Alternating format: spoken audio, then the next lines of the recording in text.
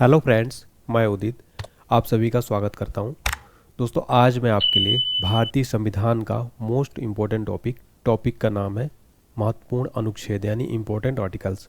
आप देख सकते हैं कंप्लीट सीक्वेंस में बताऊंगा। आर्टिकल 1 से लेकर आर्टिकल 395 तक एक एक आर्टिकल को हम समझेंगे, डिटेल में समझेंगे। फ्रेंड्स, इस टॉपिक से हर एग्ज़ाम में 2 से 3 प्रश्न जरूर बनता है, इसलिए आप एग्ज़ाम से पहले इस टॉपिक को जरूर तैयार कर लीजिएगा। चलिए स्टार्ट करते हैं। आगे बढ़ने से पहले छोटी सी अपडेट, जीके जीएस का कंप्लीट क्रैश कोर्स मिलेगा, सारे वीडियो मिल जाएंगे, एनसीईआरटी सार संग्रह प्लस वीडियो कोर्स है, ये पीडीएफ भी मिल जाएगा। स्पेशल ऑफर चल रहा है 149 इसका रेट बढ़ के 999 हो जाएगा। उससे पहले इसको आप बाय कर लीजिए। कैसे खरीदना है, एप्लीकेशन डाउनलोड कर लीजिए ऑनलाइन एचडी पॉइंट का प्ले स्टोर से, डिस्क्रिप्शन बॉक्स में भी लिंक है। पेड कोर्स में जाके पेमेंट करेंगे, आपको माई कोर्स में शो होने लगेगा। चलिए स्टार्ट करते हैं। वीडियो अगर पसंद आए तो प्लीज़ लाइक जरूर करें फ्रेंड्स, और चैनल को सब्सक्राइब करके बेल आइकन जरूर प्रेस कर दें। चलिए देखते हैं, शुरुआत करते हैं भाग 1 से, अनुच्छेद 1 से 4 समझते हैं। आर्टिकल 1 यानी अनुच्छेद 1 में क्या है फ्रेंड्स, संघ का नाम और क्षेत्र। कहने का तात्पर्य, ये अनुच्छेद 1 घोषणा करता है कि भारत राज्यों का संघ है, उसमें 28 राज्य और 8 केंद्र शासित प्रदेश शामिल हैं। अनुच्छेद 2 में क्या है, नए राज्य का प्रवेश और स्थापना के बारे में दिया गया अनुच्छेद 2 में। अनुच्छेद 3 नए राज्यों का गठन, विद्यमान राज्यों के क्षेत्रों, सीमाओं और नाम में परिवर्तन करने के लिए भारतीय संविधान के आर्टिकल 3 में जो है प्रावधान किया गया है। नए राज्यों का गठन करना हो या फिर जितने अपने भारत में 28 राज्य उनके क्षेत्र, सीमा या उनके नाम में परिवर्तन करना हो तो उसके लिए आर्टिकल 3 जो है इससे रिलेटेड है। देखेंगे भाग 2 अनुच्छेद 5 से 11, इसमें नागरिकता से संबंधित जो है प्रावधान किए गए हैं। भाग 2 में अनुच्छेद 5 में संविधान के प्रारंभ पर नागरिकता। देखिए फ्रेंड्स, संविधान के प्रारंभ होने पर नागरिकता, इसका मतलब क्या है, इसका ये तात्पर्य है फ्रेंड्स, भारत में रहने वाले वे सभी व्यक्ति यहाँ के नागरिक होंगे जिनका जन्म भारत में हुआ हो या जिनके पिता या माता भारत के नागरिक हों या संविधान के प्रारंभ के समय भारत में रह रहे हों। अनुच्छेद 6 में क्या है, पाकिस्तान से भारत में प्रवेश करने वाले किसी व्यक्ति की नागरिकता का अधिकार के बारे में अनुच्छेद 6 में दिया गया है। अनुच्छेद 10 में नागरिकता के अधिकारों का जारी रहना अनुच्छेद 10 में जो है बताया गया है। अनुच्छेद 11 में संसद कानून द्वारा नागरिकता के अधिकार को विनियमित करेगी, जैसे अभी सीएए बनाया गया था लेटेस्ट में, आपको बता दूं तो अनुच्छेद 11 का प्रयोग करके नागरिकता के अधिकार को विनियमित कर सकता है संसद कानून बनाकर। सीएए इसका एग्जाम्पल है, यानी सिटीजनशिप अमेंडमेंट एक्ट। ठीक है, अगला हमारा भाग है भाग 3 अनुच्छेद 12 से 35, मोस्ट इंपोर्टेंट है मौलिक अधिकार यानी फंडामेंटल राइट्स। मौलिक अधिकारों से रिलेटेड ज़्यादा से ज़्यादा प्रश्न बनते हैं। चलिए डिटेल में समझ लेते हैं मौलिक अधिकारों के बारे में। अनुच्छेद 12 में राज्य की परिभाषा के बारे में दिया गया है मौलिक अधिकारों में। ठीक है, तो ये आपको मोस्ट इंपॉर्टेंट सारे आर्टिकल्स को याद रखना है फ्रेंड। ठीक है, चलिए अनुच्छेद 13 में क्या है, मूल अधिकारों से असंगत या उनका अपमान करने वाले कानून अनुच्छेद 13 में जो है दिए गए हैं फ्रेंड्स। चलिए फिर हमारा है मौलिक अधिकार के बारे में समझ लेते हैं। शुरुआत में भारतीय संविधान में 7 बुनियादी मौलिक अधिकार दिए गए थे, लेकिन अब वर्तमान में केवल 6 रह गए हैं।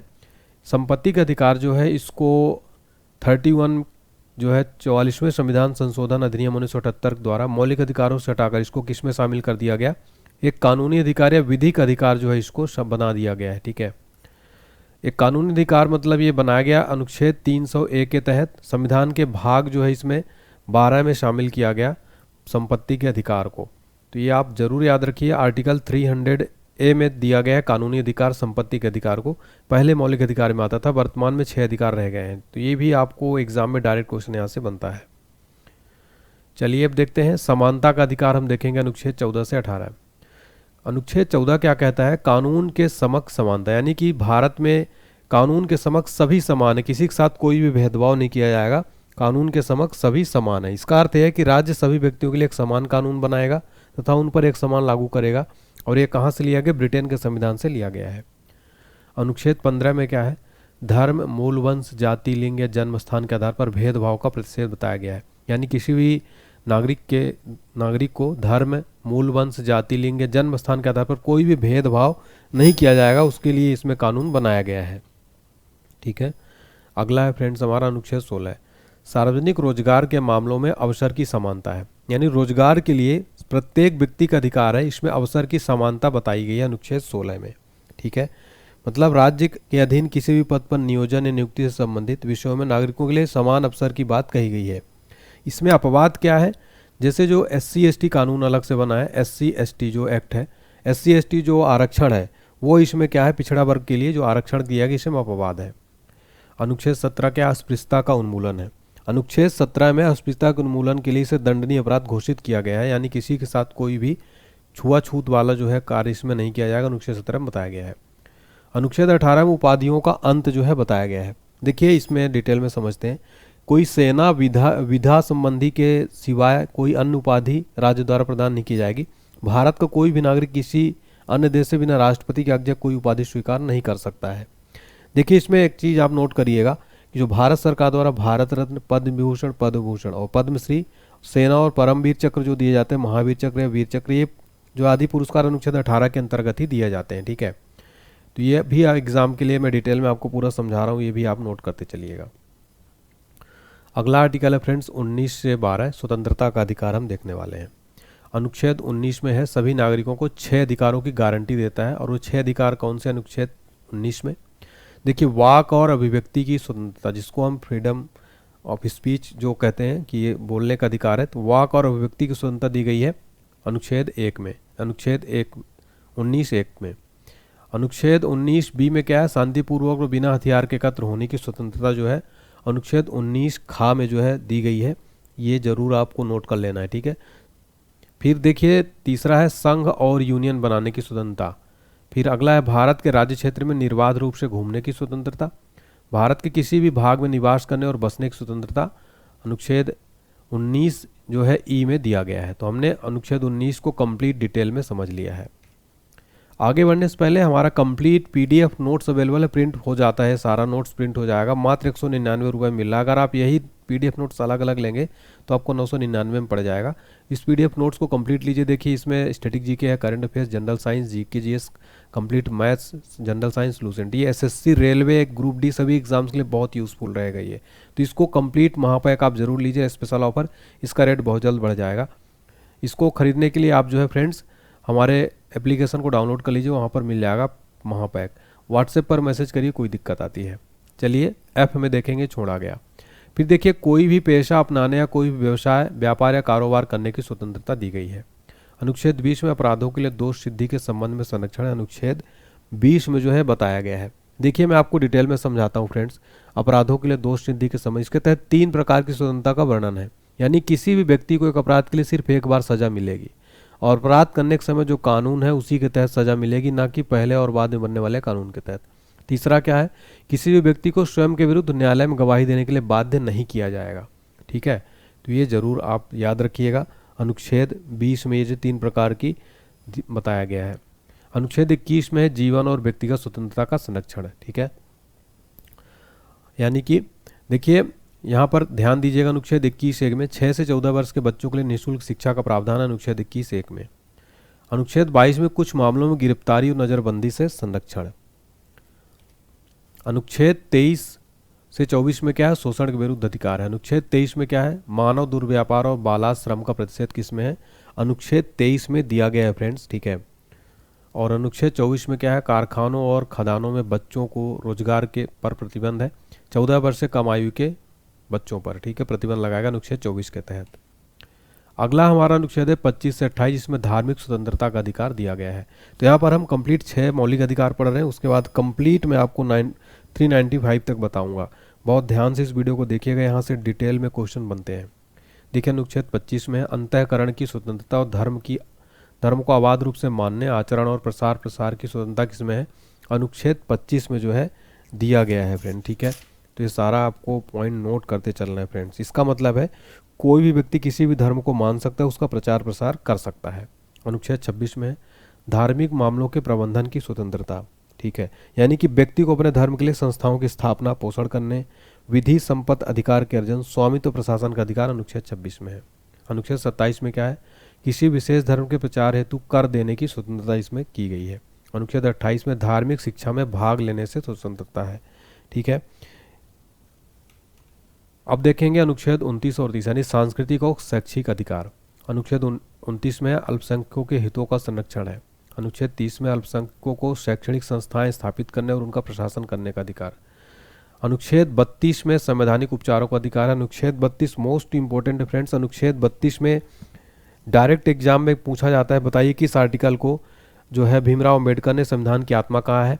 तो आपको याद रखना है अनुच्छेद 32 को डॉक्टर भीमराव अंबेडकर जी ने संविधान की आत्मा कहा है। ठीक है, संवैधानिक उपचारों के अधिकार को डॉक्टर बाबा साहब अम्बेडकर के द्वारा इसको कहा गया है संविधान की आत्मा। तो अनुच्छेद 32 देखिए मौलिक अधिकारों के प्रवर्धन के लिए उपाय जो है किए गए हैं। अनुच्छेद 33 में संसद को ऐसे कानून बनाने का अधिकार देता है जो भारतीय सेना और खुफिया संगठनों के सदस्यों सहित विशिष्ट श्रेणी के लोगों तक मौलिक अधिकारों के अनुप्रयोग को प्रतिबंधित करेगा। अनुच्छेद 35 में क्या है, कुछ मौलिक अधिकारों को प्रभावी बनाने के लिए कानून बनाने का अधिकार केवल संसद को दिया गया है। अनुच्छेद 35 में जो है दिया गया है फ्रेंड। ठीक है, आर्टिकल 35 में दिया गया है। ठीक है, तो ये सारे आपको फ्रेंड्स मैंने यहाँ तक जो है कंप्लीट जो है आपको करा दिया है। चलिए अब देखेंगे भाग 4 राज्य के नीति निर्देशक तत्व अनुच्छेद 36 से 51। ठीक है, नीति निर्देशक तत्व अनुच्छेद 36 में परिभाषा दी गई है। अनुच्छेद 37 में डीपीएसपी का अनुप्रयोग के बारे में बताया गया है। और अनुच्छेद 39 में क्या है, समान न्याय और निःशुल्क कानूनी सहायता आर्टिकल 39A में दिया गया है। ठीक है, इसमें फ्रेंड्स आर्थिक न्याय प्राप्त करने के लिए सिद्धांत का उल्लेख किया गया है, जैसे आपको मैं बताता हूँ। ठीक है, इसमें जो है पुरुष और स्त्री सभी नागरिकों को जीविका के पर्याप्त साधन प्राप्त करने का अधिकार है। अनुच्छेद 40 सबसे इंपॉर्टेंट है, ग्राम पंचायतों का गठन। ग्राम पंचायतों का गठन जो है अनुच्छेद 40 में दिया गया है। एग्जाम में वेरी वेरी इंपॉर्टेंट क्वेश्चन है, डायरेक्ट क्वेश्चन बनता है। बताइए ग्राम पंचायतों का गठन किस आर्टिकल में 40 में है, और ये नीति निर्देशक तत्व के अंतर्गत आता है। डायरेक्ट प्रिंसिपल जो है इसमें। अगला है देखिए अनुच्छेद 41, काम करने, शिक्षा पाने और कुछ मामलों में सार्वजनिक सहायता पाने का अधिकार किसमें है। अनुच्छेद 41 में जो है दिया गया है फ्रेंड। ठीक है, चलिए तो देखिए इसके मैं बता दूं अनुच्छेद 41 को डिटेल में आपको समझा देता हूं। ये जो है फ्रेंड्स 15 अगस्त 1995 से प्रभाव में आया राष्ट्रीय सामाजिक कार्यक्रम भारतीय संविधान के अनुच्छेद 41 के प्रावधानों की पूर्ति करता है। इसका उद्देश्य क्या, गरीबों में सामाजिक सहायता उपलब्ध कराना। इसमें 5 योजनाएं जो है चल रही हैं, जैसे इंदिरा गांधी राष्ट्रीय वृद्धावस्था पेंशन योजना हो गया, इंदिरा गांधी राष्ट्रीय विधवा पेंशन योजना हो गया। जितनी योजनाएं होती हैं, काम करने, शिक्षा पाने, कुछ मामलों में सार्वजनिक सहायता पाने का अधिकार अनुच्छेद 41 के अंतर्गत ही दिया जाता है, जैसे भी वर्तमान में अन्नपूर्णा योजना जो चल रही है ये सब भी। ठीक है, अगला है अनुच्छेद 43, श्रमिकों के लिए जीवन निर्वाह, मजदूरी आदि ये दिया गया है। अनुच्छेद 43 में उद्योगों के प्रबंधन में श्रमिकों की भागीदारी। ठीक है, नेक्स्ट देखिए अनुच्छेद 44 में समान नागरिक संहिता केवल गोवा में लागू है। समान नागरिक संहिता लागू करने वाला पहला राज्य जब जो उत्तराखंड भी बन गया है, आपको पता है जब नया कानून बना यूसीसी जब लाया गया, उत्तराखंड जो है इसके तहत लगा दिया है समान नागरिक संहिता।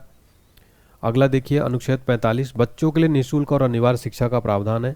अनुच्छेद 45 में क्या है फ्रेंड्स, बच्चों के लिए निःशुल्क और अनिवार्य शिक्षा का प्रावधान है। वेरी वेरी इंपॉर्टेंट क्वेश्चन है फ्रेंड्स, एग्जाम में कई बार जो है पूछा गया है। अगला क्वेश्चन देखिए हमारा अनुच्छेद 46 है, अनुसूचित जाति SC ST और OBC के लिए शैक्षिक और आर्थिक हितों को बढ़ावा देना। अनुच्छेद 46 में जो है बताया गया है। अनुच्छेद 47 में पोषण स्तर पर जीवन स्तर को बढ़ाने और लोक स्वास्थ्य में सुधार करने का राज्य का कर्तव्य है। अनुच्छेद 47 में जो है बताया गया है। अनुच्छेद 48 में है कृषि और पशुपालन का संगठन। ठीक है, देखिए अनुच्छेद 48 का में ही क्या बताया गया है, पर्यावरण का संरक्षण तथा संवर्धन और वन्य जीवों की रक्षा किसमें है, अनुच्छेद 48 में ही है। अनुच्छेद 49 में प्राकृतिक महत्व के स्मारकों, स्थानों और वस्तुओं का संरक्षण दिया गया है। ठीक है, यानी कि राष्ट्रीय महत्व के स्मारक स्थानों का संरक्षण करना। और यहाँ पर राष्ट्रीय महत्व होगा, प्राकृतिक महत्व, राष्ट्रीय महत्व। न्यायपालिका का कार्यपालिका से पृथककरण अनुच्छेद 50 में जो है बताया गया है। और अनुच्छेद 51 में अंतर्राष्ट्रीय शांति और सुरक्षा को बढ़ावा देना। हमारा जो डीपीएसपी का ही पार्ट है, अंतर्राष्ट्रीय शांति और सुरक्षा की अभिवृद्धि। ठीक है, चलिए अनुच्छेद 51 देखेंगे हम। 51 है मौलिक कर्तव्य जो है फंडामेंटल ड्यूटीज, भाग 4A में जो दिया गया है। तो वर्तमान में कुल 11 मूल कर्तव्य हैं भारत में संविधान में। तो 42वें संविधान संशोधन 1976 द्वारा 10 मूल कर्तव्य जोड़े गए और 86वें संविधान संशोधन 2002 द्वारा एक और मूल कर्तव्य सूची में जोड़ा गया। तो यहाँ पर आपको ये सारे पॉइंट भी याद रखने हैं। देखिए सभी 11 मौलिक कर्तव्य हम देख लेते हैं। अनुच्छेद 51A में है संविधान का पालन करना, उसके आदर्शों, संस्थानों, राष्ट्रीय ध्वज और राष्ट्रगान का सम्मान करना। अनुच्छेद 51A में दिया गया है। अनुच्छेद 51B में है उन महान आदर्शों को संजोना, उनका पालन करना जिन्होंने हमें भारतीय स्वतंत्रता संग्राम में प्रेरित किया है। जितने स्वतंत्रता सेनानी उनका सम्मान करना, उनको जो है बनाए रखना। ये सब दिया गया। अनुच्छेद 51 सी में क्या है, तो इसमें फ्रेंड देखिए दिया गया है भारत की संप्रभुता, एकता और अखंडता को बनाए रखना और उसकी रक्षा करना।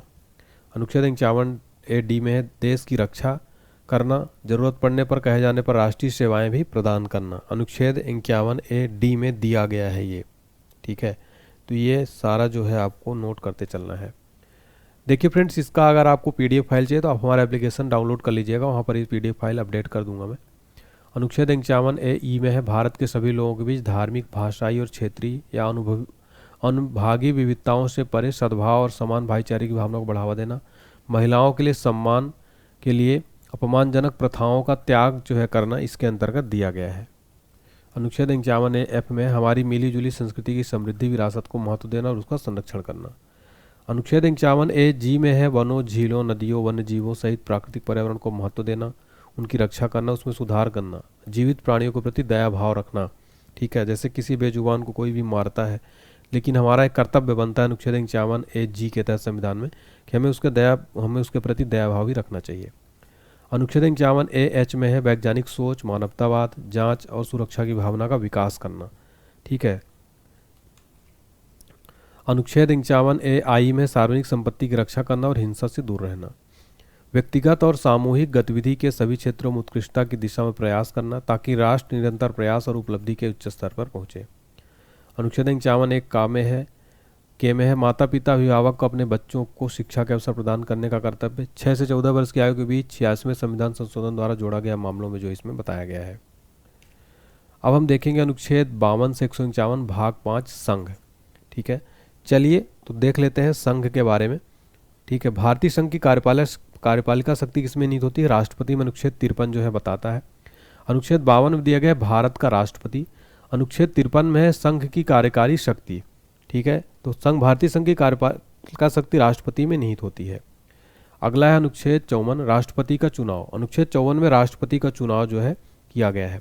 फ्रेंड्स, मैं आपको यहाँ पर एक चीज़ बताना चाहता हूँ, भारत में संसदीय व्यवस्था को अपनाया गया है क्योंकि मंत्रिपरिषद लोकसभा के प्रति उत्तरदायी है। राष्ट्रपति नाम मात्र की कार्यपालिका तथा प्रधानमंत्री व उसका मंत्रिमंडल ही वास्तविक कार्यपालिका होता है। अनुच्छेद 61 में राष्ट्रपति पर महाभियोग चलाने की प्रक्रिया का उल्लेख किसमें है फ्रेंड्स, अनुच्छेद 61 में दिया गया है और ये वेरी इंपॉर्टेंट है, एग्जाम में कई बार जो है पूछा गया है। तो राष्ट्रपति द्वारा संविधान के प्रावधानों के उल्लंघन पर संसद किसी भी सदन द्वारा उस पर महाभियोग लगाया जा सकता है। अनुच्छेद 63 में भारत का उपराष्ट्रपति के बारे में वर्णन किया गया है। अनुच्छेद 64 में उपराष्ट्रपति का राज्यसभा का पदेन अध्यक्ष होगा। अनुच्छेद 64 में दिया गया है कि राज्यसभा का जो पदेन सभापति होता है भारत का उपराष्ट्रपति होता है, ठीक है। अगला है अनुच्छेद 66 में दिया गया उपराष्ट्रपति का चुनाव। वाइस प्रेसिडेंट का चुनाव किसमें दिया गया है, अनुच्छेद 66 में दिया गया है, 66 में जो है दिया गया है, ठीक है। चलिए आगे बढ़ते हैं। अनुच्छेद 72, अनुच्छेद 72 में राष्ट्रपति की क्षमादान की शक्तियां आर्टिकल 72 में जो है दी गई हैं फ्रेंड, ठीक है। अनुच्छेद 72 का याद रखिएगा, क्षमादान की शक्तियां, राष्ट्रपति की क्षमादान की शक्तियां आर्टिकल 72 में जो है दिया गया है। वेरी इंपॉर्टेंट है फ्रेंड्स, एग्जाम में कई बार ये जो है पूछा गया है, राष्ट्रपति का क्षमादान की शक्ति। अगला देखिए अनुच्छेद 74, मंत्रिपरिषद राष्ट्रपति को सहायता और सलाह देगी। अनुच्छेद 76 में है भारत के लिए महान्यायवादी, अटॉर्नी जनरल ऑफ इंडिया। अनुच्छेद 79 में संसद का गठन। अनुच्छेद 80 में राज्यसभा की संरचना के बारे में बताया गया है। आर्टिकल 81 में लोकसभा की संरचना। अनुच्छेद 83 में संसद के दोनों सदनों की अवधि। अनुच्छेद 93 में लोकसभा के अध्यक्ष और उपाध्यक्ष के बारे में बताया गया अनुच्छेद 93 में। अनुच्छेद 105 में है संसद द्वारा संसद सदन की शक्तियां विशेषाधिकार, अनुच्छेद 105 में है। आर्टिकल 109 में धन विधेयक के संबंध में विशेष प्रक्रिया, अनुच्छेद 109 में। अनुच्छेद 110 में धन विधेयक की परिभाषा बताई गई है, अनुच्छेद 110 में। अनुच्छेद 112 में वार्षिक वित्तीय बजट का उल्लेख किया गया है। मैं आपको यहाँ पर बताना चाहता हूँ कि जो है एनुअल फाइनेंशियल जो है बजट का बारे में बताया अनुच्छेद 112 में, याद रखिएगा, वेरी वेरी इंपॉर्टेंट क्वेश्चन है।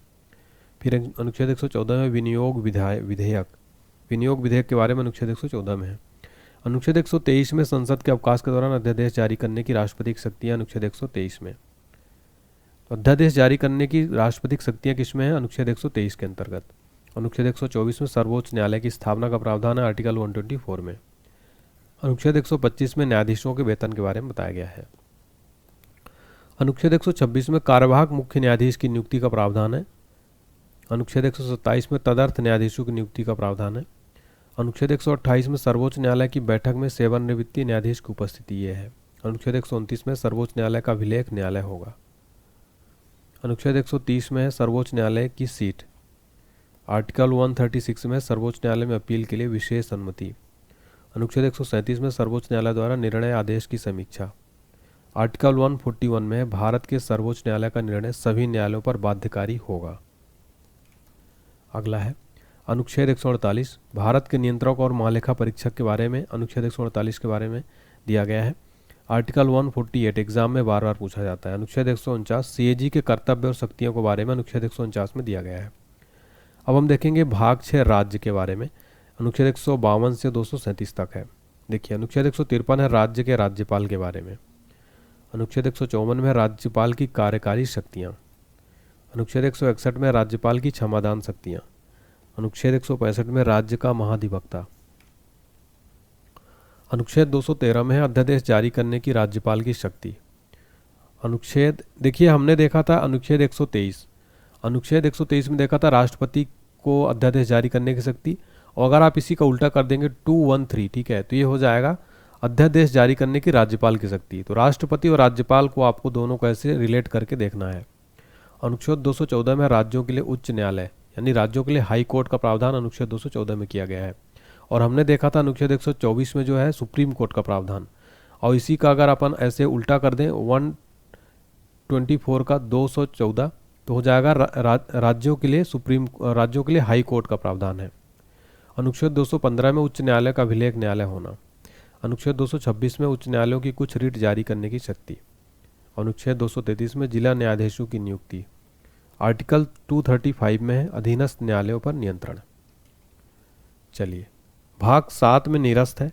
अनुच्छेद 238 में दिया गया राज्यों को निर्णय लेने की प्रक्रिया में मंत्रिपरिषद के महत्व पर भी प्रकाश डालना।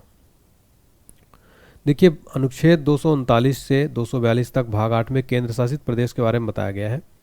ठीक है, अनुच्छेद 239 से 242 भाग 8 में। और भाग 9 सबसे इंपॉर्टेंट है, 243 से 243 वो भाग 9 में पंचायती राज से संबंधित है। एग्जाम में क्वेश्चन पूछा जाता है पंचायती राज से संबंधित कौन सा भाग है, भाग 9 है। और अनुच्छेद 243 से 243 ओ तक है पंचायती राज के बारे में। देखिए एक एक डिस्कस करते हैं। अनुच्छेद 243 में ग्राम सभा। अनुच्छेद 243 बी में है पंचायतों का गठन। ठीक है, अब भाग 9 ए में क्या दिया गया है, नगर पालिका से संबंधित दिया गया है। अनुच्छेद 243 पी से 243 जे जी तक।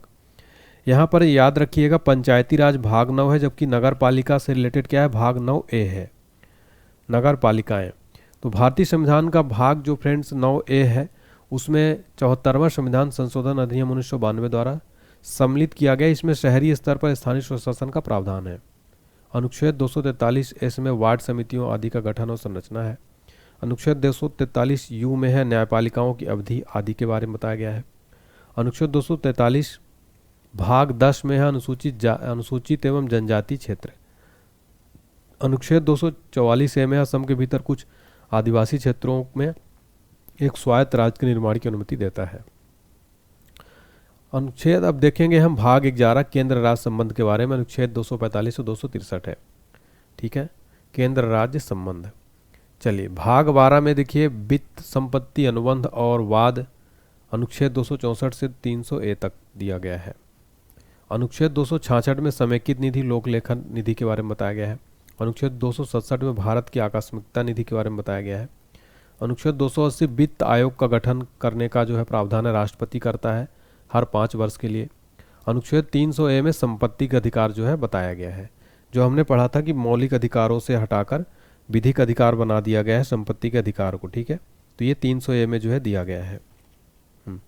देखिए भारत के क्षेत्रों के भीतर व्यापार वाणिज्य, अनुच्छेद 301 से 307 के बारे में दिया गया है। अनुच्छेद 301 में दिया गया व्यापार वाणिज्य और समागम की स्वतंत्रता है। अनुच्छेद 302 में है व्यापार वाणिज्य और समागम पर प्रतिबंध लगाने की संसद की शक्ति। भाग 14 देखेंगे हम केंद्र और राज्य के अधीन सेवाएं। 308 से 323 है। 312 में अखिल भारतीय सेवा के बारे में बताया गया। अखिल भारतीय सेवाएं होती हैं IAS, IPS और IFS, इंडियन फॉरेस्ट सर्विस। ठीक है, Indian administrative service, Indian police service और इंडियन जो है आपका फॉरेन सर्विस, ये क्या है, सॉरी इंडियन फॉरेस्ट सर्विस है, फॉरेन नहीं फॉरेस्ट सर्विस, IFS, ये अखिल भारतीय सेवाएं हैं। 3 अखिल भारतीय सेवाएं हैं, IAS, IPS और IFS को अखिल भारतीय सेवाएं कहा जाता है। अगला आर्टिकल है हमारा अनुच्छेद 315, संघ और राज्यों के लिए लोक सेवा आयोग का गठन किया गया है। और अनुच्छेद 320 में लोक सेवा आयोग के कार्यों के बारे में बताया गया है। अनुच्छेद देखिए भाग 14 में न्यायाधिकरण, अनुच्छेद 323A से अनुच्छेद 323B है। अनुच्छेद 323A में है प्रशासनिक न्यायाधिकरण, अनुच्छेद 323B में है भूमि सुधार और कराधान जैसे कुछ विषयों का उल्लेख है जो राज्य के साथ साथ केंद्र सरकार को कानून बनाकर न्यायाधिकरण नियुक्त करने की अनुमति दे सकता है। भाग 15 में चुनाव आयोग के बारे में बताया गया है, चुनाव के बारे में अनुच्छेद 324 से 329 के बारे में। आर्टिकल 324 में चुनाव का अधीक्षण निर्देशन नियंत्रण निर्वाचन आयोग में निहित होगा। निर्वाचन आयोग के बारे में अनुच्छेद 324 में बताया गया है। अनुच्छेद 325 में किसी भी व्यक्ति को धर्म, मूल वंश, जाति या लिंग के आधार पर किसी विशेष मतदाता सूची में शामिल होने के लिए अपात्र नहीं ठहराया जा सकता, शामिल होने का दावा नहीं किया जा सकता है। अनुच्छेद 326 में लोकसभा और राज्य विधानसभाओं के लिए निर्वाचन वयस्क मताधिकार के आधार पर होगा। भाग 16 में अनुसूचित जाति, जनजाति और अन्य पिछड़ा वर्ग, अल्पसंख्यकों आदि के लिए विशेष प्रावधान, अनुच्छेद 330 से 342। देखिए अनुच्छेद 330 में लोकसभा में अनुसूचित जातियों, जनजातियों के लिए सीटों के आरक्षण का प्रावधान है। अनुच्छेद 332 में विधानसभाओं में इसी प्रकार का प्रावधान है। 338 में है अनुसूचित जाति जनजाति के लिए आयोग। अनुच्छेद 340 में पिछड़े वर्गों की स्थिति की जांच के लिए आयोग की नियुक्ति। भाग 17 में है राजभाषा, अनुच्छेद 343 से 351। 343 में संघ की राजभाषाएं, 345 में किसी राज्य की आधिकारिक भाषाएं एवं भाषाएं, 348 में सर्वोच्च न्यायालय और उच्च न्यायालयों में प्रयोग की जाने वाली भाषाओं के बारे में। अनुच्छेद 351 में हिंदी भाषाओं के विकास के लिए निर्देश दिया गया है। भाग 18 में है आपातकाल, अनुच्छेद 352 से 360। 3 तरह के आपात जो है बताए गए हैं। राष्ट्रीय आपातकाल में आपातकाल की घोषणा, और राज्य आपातकाल में राष्ट्रपति शासन अनुच्छेद 356 में, वित्तीय आपातकाल अनुच्छेद 360 में है। तो 352 में राष्ट्रीय आपातकाल नेशनल इमरजेंसी, 356 में है राष्ट्रपति शासन राज्यों के लिए, और 360 में फाइनेंस इमरजेंसी। भारत में अब तक एक भी बार वित्तीय आपातकाल नहीं लगा है आज तक। ठीक है, क्वेश्चन बनता है बताइए भारत में अभी तक कितनी बार वित्तीय आपातकाल लगा है? एक बार भी नहीं। भाग 19 विविध, 361 से 367। 361 में राष्ट्रपति राज्यपालों का संरक्षण। भाग 20 में संविधान संशोधन, अनुच्छेद 368। अनुच्छेद 368 संविधान में संशोधन करने की संसद की शक्तियों के बारे में बताया गया है। भाग 21 में संक्रमणकालीन और अस्थायी प्रावधान, अनुच्छेद 369 से 392। अनुच्छेद 370 पूर्ववर्ती जम्मू कश्मीर के लिए अस्थायी प्रावधान, 5 और 6 अगस्त 2019 को इसको जो है निरस्त कर दिया गया, कमजोर कर दिया गया। यानी आर्टिकल 370 जो है हटा दिया गया, जम्मू कश्मीर को विशेष प्रावधान का दर्जा खत्म कर दिया गया और केंद्र शासित प्रदेश बना दिया गया। अनुच्छेद 371 में नागालैंड राज्य के संबंध विशेष प्रावधान है। अनुच्छेद 371 में हैदराबाद कर्नाटक क्षेत्र के लिए विशेष दर्जा का प्रावधान है। और देखिए भाग 22 संक्षिप्त पाठ, प्रारंभ, हिंदी में आधिकारिक पाठ और निरसन, 392 से 395। अनुच्छेद 395 में कठिनाइयों को दूर करने की राष्ट्रपति की शक्ति। 393 में संक्षिप्त नाम, इस संविधान को भारत का संविधान कहा जा सकेगा। अनुच्छेद 395 में भारतीय स्वतंत्रता अधिनियम 1947 और भारत सरकार अधिनियम 1935 को निरूपित करता है ये। ठीक है, तो यहाँ पर हमने फ्रेंड्स कंप्लीट जो है आर्टिकल 1 से 395 तक आपको समझाने की कोशिश की है। उम्मीद करता हूँ आपको पसंद आया होगा। अगर अच्छा लगा हो तो प्लीज़ लाइक करें। और हमारा करंट अफेयर्स का वार्षिकांक PDF भी आता है, इसमें 32 से ज़्यादा टॉपिक है, 1212 प्लस ऑनलाइन ईयर क्वेश्चन है, साथ ही साथ टॉपिक वाइज MCQ डिटेल के साथ में। 55 रुपये इसका प्राइस है। डिस्क्रिप्शन बॉक्स में लिंक मिल जाएगा आपको, वहाँ से बाय कर सकते हैं। व्हाट्सएप पर मैसेज करिए 7067567024, कोई दिक्कत आती है। इसके अलावा फ्रेंड्स अगर आपको लगता है कि वीडियो में हमने मेहनत की है तो प्लीज़ वीडियो को शेयर करें ज़्यादा से ज़्यादा, वीडियो को लाइक करें और चैनल को सब्सक्राइब करके बेल आइकन जरूर प्रेस करें। धन्यवाद।